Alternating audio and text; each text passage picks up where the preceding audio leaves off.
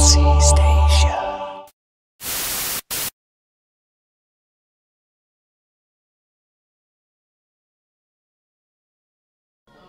Hi, next to me are Cherrie, Venoz, is that correct? And Derya? First, Cherrie, where are we? We are at Lava Kulturhuset in Stockholm. This is a place for youths, I think between the ages 13 to 25 to come and do stuff like print t-shirts or take photos or make clothes, whatever you feel inspired to do. And this is where we are. Okay, and we are for like the Pen Pal project, UC Europe. What is your bond with Europe? My bond with Europe. I was born and raised in Europe in several countries in Scandinavia, so I have a huge bond with Europe, and it's in a way it's my home, like it's my country. Because when I go back to Africa, I'm not Somalian, I'm European. So yeah. Okay, Venus, what's your bond feeling with Europe? It's the same actually. It's my content. It's where I belong. It's the same. When I go to Iran, I'm not the typical Iranian. It's the Swedish girl from Sweden. You feel like an outsider? No, not like an outsider, but it feels like you don't have any home. Because here, you're not the Swedish type, and in Iran, you're the Swedish one. So I don't know where I belong. And what's about you, Derya? How do you feel? I wasn't born here. I actually came here when I was 3 months. So this is also a home for me because my family came here to live a better life, and we have family and family friends all over Europe. So when I go back to Iran or Iraq, I don't go home. I go to like visit my relatives, and then I'm like, I want to go home. I want to go to Sweden. I see Sweden as my home. Venus, isn't that hard? You say you don't feel at home because you don't feel home at Sweden, don't Iran? No, I don't mean like that. I love Sweden. It is my home at the same time as it isn't. I don't know how to explain. It's where I've been raised. It's everything I do it here, but at the same time I don't know. Everyone doesn't see me as a Swede. And like, who is everybody? The general Swedish people? Kind of. I'm like the immigrant here in Sweden. I'm not the Swedish one. They are like, go back to your home country, and I'm like, I'm Kurd. I don't have a country. Where should I go? Cherrie, what do you think about it? Because like the European Union, they want like global rights and everything, and everybody is the same, but it doesn't sound the same. Yeah, well, I think that stuff you write on paper, but it doesn't show in action. I wish it would be shown in action. Come from a place where it's even harder. So me coming to Sweden, it's like coming to the dream society, like coming to peace. But in a way, you know, everything can be better. There's always like a way to improve yourself and to improve a society. That's what I think. So yeah. And do you think like the documentary that can improve like the global rights and the humanity amongst people?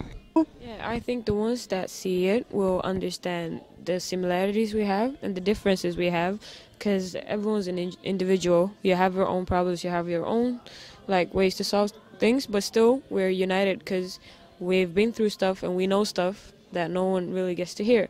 So through this, maybe people will see and get inspired or understand that there's a lot more to immigrants or Swedes or whatever like that person comes from. But as youths, we know a lot more than people like adults think we do. So I think that's going to be a change. And Venus, what do you think? Like the documentary, is it helps people not to judge anymore? I don't think it will make a difference right away, but I think it will make people to think, to consider different things, and then maybe it can be a change. But not just through this, but maybe this will inspire more people to do stuff that we do, and maybe then it will make a difference. What do you do like in everyday life to make that change? Well, this is an example of what I do. That's a really good answer. Thank you. Derya, would like to say something? As Cherrie said, like if we show this documentary to other people, they might get inspired, and then you can improve. Like the youngsters' condition in different countries, because you exchange things. Like, you maybe have something that's better than we have in Sweden, then we can like improve that condition. What is your hope for the future? Like 10 years from now, Europe is what? Europe's gonna be, yeah, this is what I wanted to say. Like teenagers now, it feels kind of good that we've been through stuff that, you know, everything from racism to, you know, not getting a job at a place because of where you come from, your ethnic background or your name or whatever. You know, those things, it's good that we experience that now, because then we will be good examples for the adults now. Maybe in 10 years, when we're the ones in charge, we're gonna do a better job in doing that. I don't know. The thing is, I think we have it good here in Europe if we compare to the Middle East. So I don't know if there will be any big changes in Europe.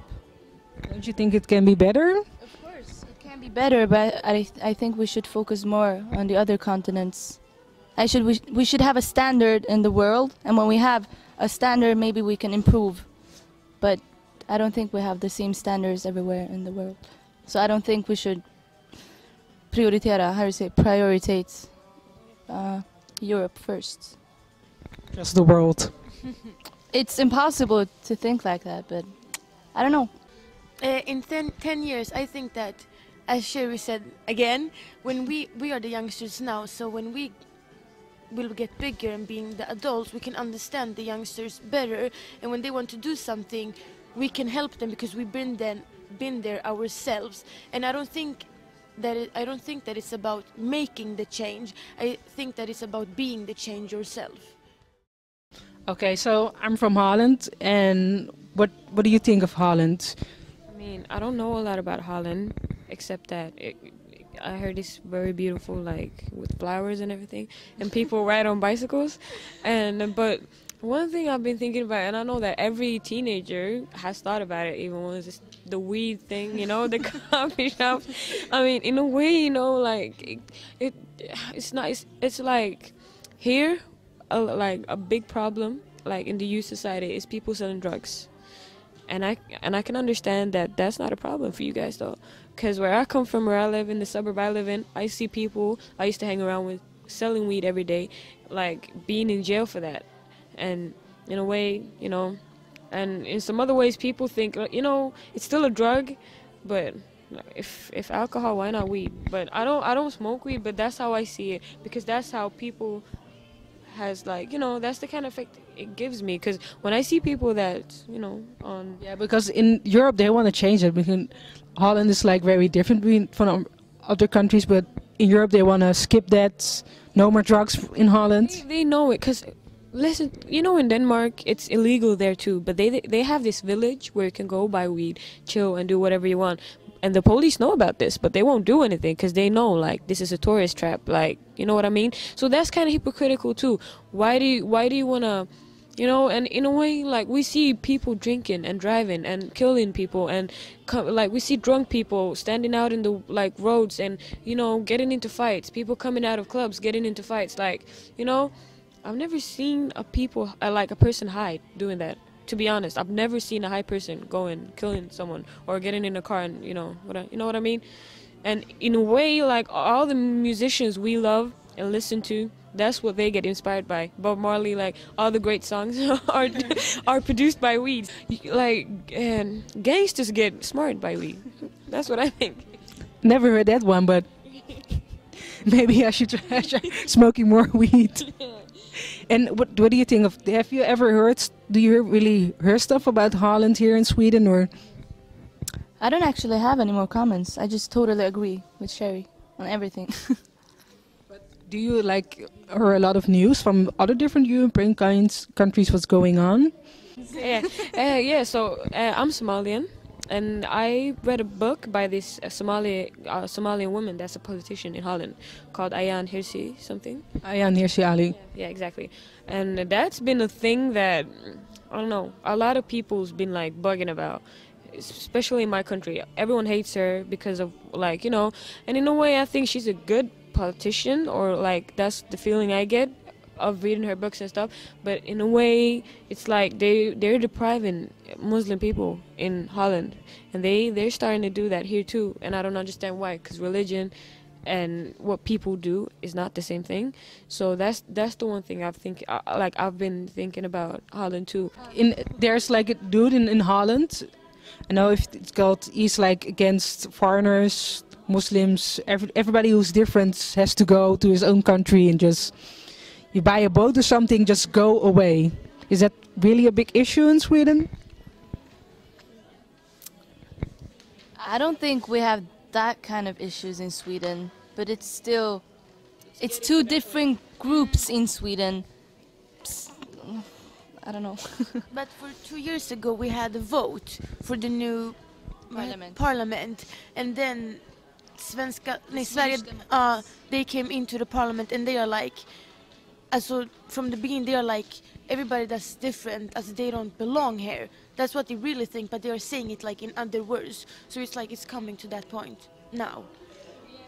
I just want to say, like, I'm like what they should be against, because I'm Muslim and I'm black and everything, but in a way some things they say makes a sense, like has a point, because they don't want foreigners to come in here. They don't want to bring, like what they do here in Sweden now is they take a lot of people from Somalia and Iran and Iraq, take them to a suburb and live them, like let them be there, and they live off of bidrag, like healthcare.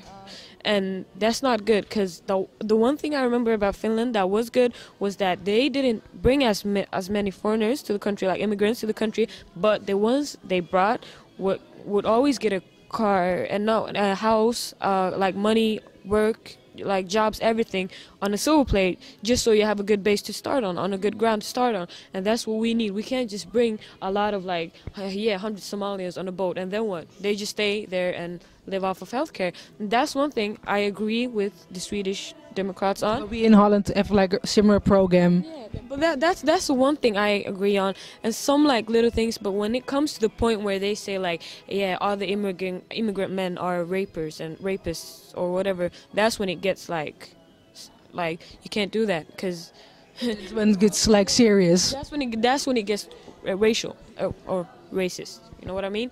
So on some points I agree with them, but on the big base, like no. Like, because they're coming from a racist point of view. You're not supposed to think like that. You have some things they do, they like evaluate on. I agree on a little bit.